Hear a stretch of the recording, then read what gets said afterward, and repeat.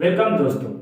हम सब जानते हैं एसएससी, रेलवेज, एसआई, बैंकिंग और स्टेट पीसीएस एग्जाम्स में जीएस का पोर्शन सबसे ज़्यादा रहता है। और जीएस में एक हिस्ट्री का सेक्शन रहता है जो बहुत इम्पोर्टेंट रहता है और आपके सिलेक्शन में बहुत इम्पोर्टेंट रोल प्ले करता है। तो इसीलिए मैं Firoz Alam empower study zone पर आपके लिए हिस्ट्री का कंप्लीट वीडियो लेक्चर सीरीज लेकर आया। तो हमारा कोर्स ऑफ एक्शन क्या रहेगा, हिस्ट्री को हम कवर कैसे करेंगे। जो भी टॉपिक स्टार्ट किया जाएगा उसका सबसे पहले थियरी कवर कराया जाएगा, उसके बाद से उसी टॉपिक के रिलेटेड प्रीवियस ईयर क्वेश्चंस को सॉल्व कराया जाएगा, ताकि आपको ये पता चल जाए कि एग्जाम्स में कैसे क्वेश्चन आ रहे हैं और क्या पूछा जा रहा है। इससे आपको हैंड्स ऑन प्रैक्टिस भी मिल जाएगा। तो स्टार्ट किया जाए। सबसे पहले कुछ बेसिक टर्म्स को समझा जाए।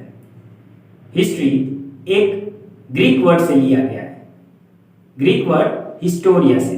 हिस्टोरिया का मतलब होता है इन्वेस्टिगेशन या रिसर्च करना। कंप्लीट पैकेज में हिस्टोरिया का मतलब हुआ द नॉलेज थ्रू इन्वेस्टिगेशन। इसका ये मतलब हम लोग एक बढ़िया से बताएं तो हिस्ट्री का मतलब होता है द स्टडी ऑफ पास्ट। अब हम बात करेंगे एक ऐसे शख्स के बारे में जिन्हें हम फादर ऑफ हिस्ट्री कहते हैं, जिनका नाम है हेरोडोटस। हेरोडोटस एक ग्रीक फिलोसोफर रहे हैं। उन्होंने सिर्फ एक ही बुक लिखा था जिसका नाम है द हिस्ट्रीज। जिस तरह से हेरोडोटस को फादर ऑफ हिस्ट्री कहा जाता है, उसी तरह German philosopher Leopold von Ranke को फादर ऑफ मॉडर्न हिस्ट्री कहा जाता है। अब हम समझेंगे हिस्ट्री को अलग अलग फिलोसोफर्स ने कैसे डिस्क्राइब किया है। सबसे पहले जर्मन फिलोसोफर को देखते हैं जिनका नाम है हेगल।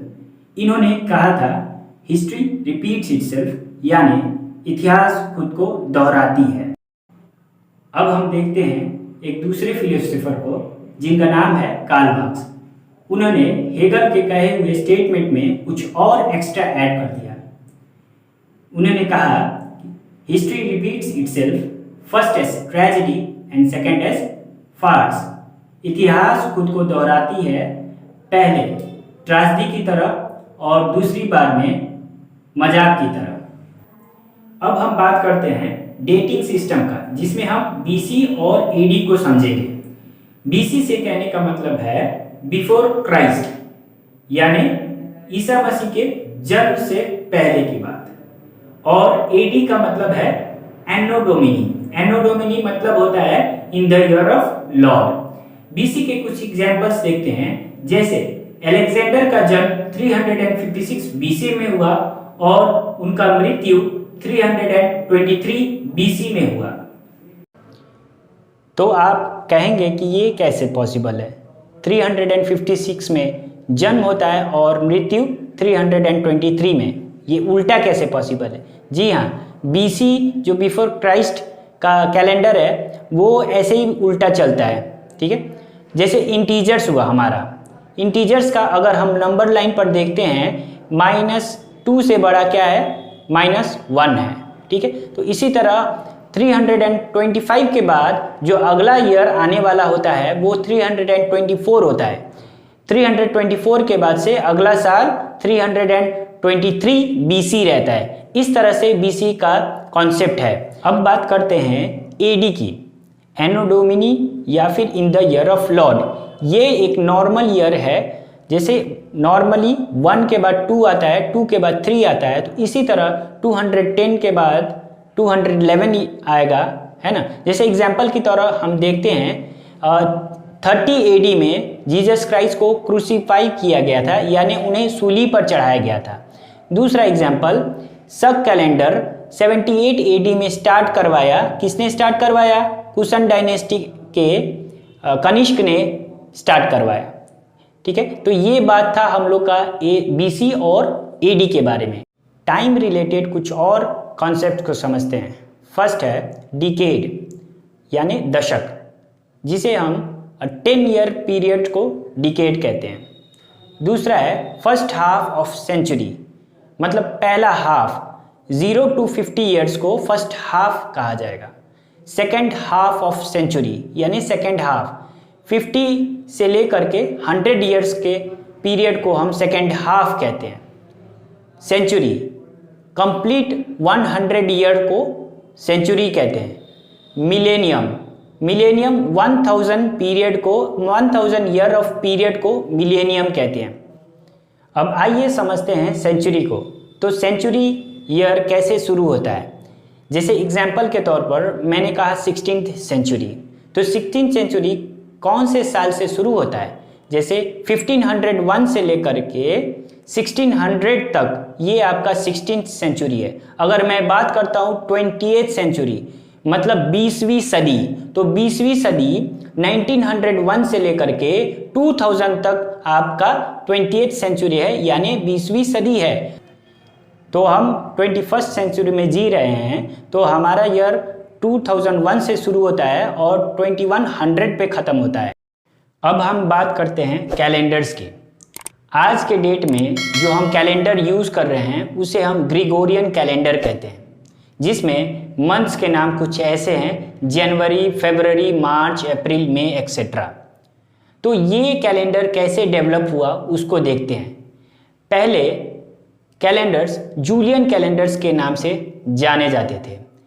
जूलियन कैलेंडर को रोमन किंग जूलियस सीजर ने इंट्रोड्यूस कराया। कब कराया? 46 BC में कराया। के बाद से इसी कैलेंडर को 527 AD में क्रिश्चियन कैलेंडर के नाम से इंट्रोड्यूस कराया गया। किसने कराया? मॉन्क डायोनिसिस एक्जिगस नाम के व्यक्ति ने।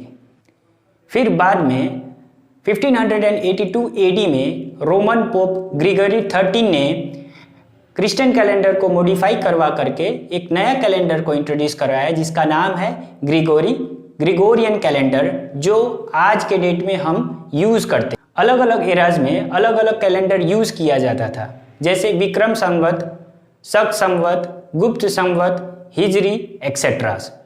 विक्रम संवत आज भी नेपाल में यूज़ किया जाता है। शक संवत हमारे इंडिया का नेशनल कैलेंडर है। शक संवत को 78 AD में कुषाण किंग कनिष्क ने स्टार्ट करवाया था।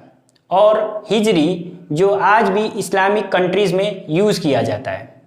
तो ये थी कुछ बेसिक्स इम्पॉर्टेंट चीज़ें जिसे आपको जानना ज़रूरी था। सब कैलेंडर हम लोग का नेशनल कैलेंडर है और इसे स्टार्ट किया था कुषाण डायनेस्टी के किंग कनिष्क ने 78 AD में। इसका पहला मंथ है चैत्र और आखिरी मंथ है यानी लास्ट मंथ है फाल्गुन। इसे हम आसानी से CFL से भी याद कर सकते हैं। C यानी चैत्र और F से फाल्गुन। और रही बात हिजरी कैलेंडर की, तो ये इस्लामिक स्टेट्स में यूज़ किया जाता है। जैसे एग्जांपल के तौर पर Saudi Arab, Qatar, Dubai, UAE etcetera, in places में हिजरी का इस्तेमाल किया जाता है। और अब हम बात करते हैं conversion of one calendar to another calendar की। एग्जाम्पल के तौर पर अगर हम ग्रिगोरियन कैलेंडर को विक्रम संवत में कन्वर्ट कर रहे हैं तो कैसे कन्वर्ट करेंगे? एग्जाम्पल के तौर पर 2021, ये जो ईयर है 2021 है, इसी ईयर को अगर विक्रम संवत में कन्वर्ट करते हैं तो उसमें 57 ऐड करेंगे। जैसे 2021 में 57 ऐड किया तो हम लोग का 2078 आ रहा है। इसका ये मतलब है कि ग्रिगोरियन कैलेंडर में 2021 है तो विक्रम संवत में 2078 होगा। अब अगर हमें इसका रिवर्स करना होगा तो हम क्या करेंगे कि विक्रम संवत का जो भी ईयर रहेगा उसमें 57 माइनस कर देंगे। एग्जाम्पल के तौर पर सेम चीज को रिवर्स कर देते हैं। जैसे ग्रिगोरियन टू विक्रम संवत में मैंने 57 ऐड किया है, तो उसी तरह विक्रम संवत टू ग्रिगोरियन में मैं 57 सब्ट्रैक्ट करूंगा। अब हम देखते हैं ग्रिगोरियन कैलेंडर को शक संवत में कैसे चेंज किया जाता है। जैसे एग्जाम्पल के तौर पर 2021 लिया हम लोग ने, उसमें 78 अगर सब्ट्रैक्ट करते हैं तो हमें 1943 मिलता है। तो इसका ये मतलब है कि हमारे नेशनल कैलेंडर यानी सब कैलेंडर में इस साल 1943 ईयर चल रहा है। तो ये हिस्ट्री का पार्ट 1 था जिसमें हम लोग ने बेसिक्स को कवर किया है। ऐसे ही रेगुलर बेसिस पर आपको वीडियोस मिलते रहेंगे। आपको करना क्या है, जो भी फैक्ट्स बताए जा रहे हैं उसे आपको नोट डाउन करना है ताकि आपको एग्ज़ाम में बेनिफिट हो। आज के लिए बस इतना ही रहने देते हैं, मिलते हैं नेक्स्ट वीडियो में। अगर ये वीडियोस आपको अच्छे लग रहे हैं तो हमें फॉलो कीजिए, शेयर कीजिए और सब्सक्राइब कीजिए। Thank you very much, take care.